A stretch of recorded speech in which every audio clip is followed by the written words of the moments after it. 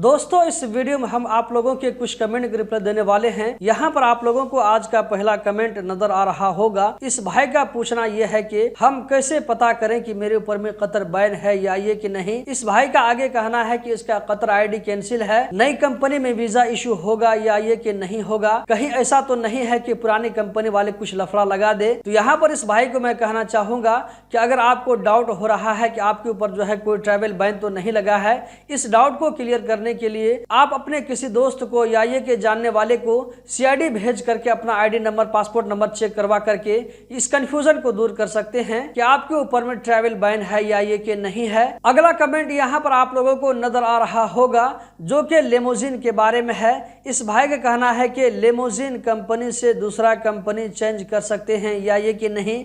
दोस्तों आप लोगों की जानकारी के लिए बताता चलूं कि लेमोजिन कंपनी में न तो जा सकते हैं और न किसी कंपनी से ट्रांसफर होकर के लेमोजिन कंपनी में आ सकते हैं। इस पर बहुत दिनों से रोक लगा हुआ है और हाल फिलहाल इसके बारे में कोई नया अपडेट नहीं आया है।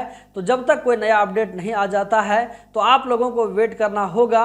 अगर आप लोगों में से किसी ने हाल फिलहाल में लेमोजिन कंपनी में या ये कि लेमोजिन कंपनी से दूसरी कंपनी में चेंज कराया हो तो कमेंट बॉक्स में जरूर बताएं। अगला कमेंट यहाँ पर आप लोगों को नजर आ रहा होगा। इस भाई का कहना है कि ये भाई 3 साल पहले केस किए थे। इस भाई ने जिस चीज की वजह से केस किया था अपनी कंपनी के ऊपर में, अभी तक इनको इंसाफ नहीं मिला है और कंपनी की तरफ से हिसाब नहीं मिला है। तो यहाँ पर मैं इस भाई को कहना चाहूंगा कि कतर में जो है सबसे बड़ी चीज वो कोर्ट है। अभी तक आपको कोर्ट की तरफ से डिसीजन नहीं मिला है तो और भी वेट करना पड़ेगा। कितना वेट करना पड़ सकता है कुछ नहीं कहा जा सकता है। कोर्ट की तरफ से जो कुछ कहा जा रहा है इसको आपको फॉलो करना ही होगा। इसी तरह आप ह्यूमन राइट्स में भी जाकर के देख सकते हैं, वहां पे जाकर के आप हेल्प लेने की कोशिश करें, देखिए कि क्या रिस्पॉन्स मिलता है। अगला कमेंट भी यहाँ पर सीआईडी के बारे में है। आप में से किसी भाई ने पूछा है कि सीआईडी में कैसे पता करें अपने मुल्क आने के बाद। दोस्तों इस सवाल का जवाब मैं इसी वीडियो में आगे दे चुका हूं, जहां पर मैंने कहा था कि अगर आपको सीआईडी में कुछ भी मालूम करवाना हो तो आपको खुद से हाजिर नहीं होना पड़ता है, कोई जरूरी नहीं है, बल्कि आप अपने जो है किसी दोस्त के जरिए, किसी जान पहचान के आदमी के जरिए भी अपना आईडी, पासपोर्ट नंबर भेज करके वहां पर चेक करवा सकते हैं कि ट्रैवल बैन है तो कितने साल का है, कोई प्रॉब्लम तो नहीं है, नया वीजा इशू होगा या ये कि नहीं इशू होगा। इन सारी चीजों के बारे में आप सीआईडी में किसी को भेज करके मालूम करवा सकते हैं।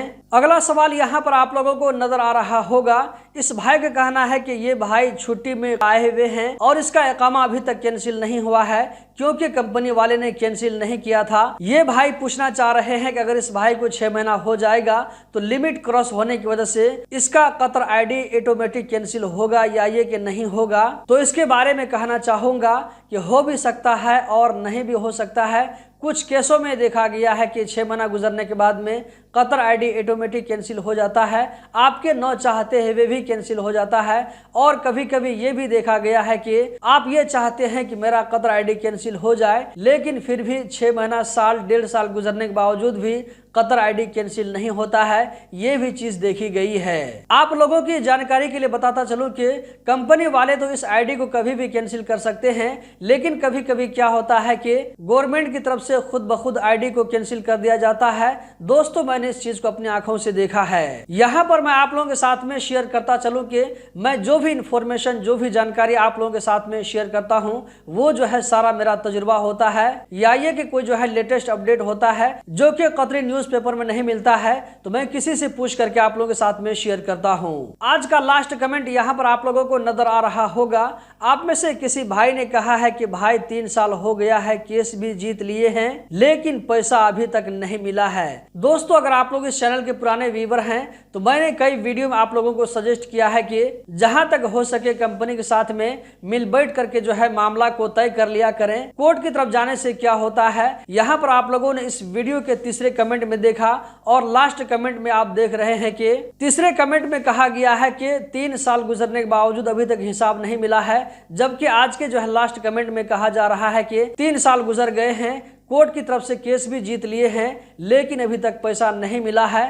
तो दोस्तों, कोर्ट में जाने के बाद में कुछ इस तरह होता है। कंपनी वाले अगर बेईमानी शैतानी पर उतर जाए तो बहुत मुश्किल होता है, वर्कर को झेला दिया जाता है। ये चीज मैं आम लोगों की जानकारी के लिए शेयर कर रहा हूं। जहां तक इस भाई की बात है, तो जब कोर्ट की तरफ से डिसीजन आ चुका है तो इसमें जो है आपको कोई दूसरा तीसरा आदमी इंटरफेयर नहीं कर सकता है। कोर्ट ने कंपनी को पाबंद किया होगा पैसा देने के लिए, तो उसी हिसाब से आप उस चीज को फॉलो करते रहें। आप चाहें तो दोबारा कोर्ट भी जाकर के बता सकते हैं कि मुझे कंपनी वाले पैसा नहीं दे रहे हैं।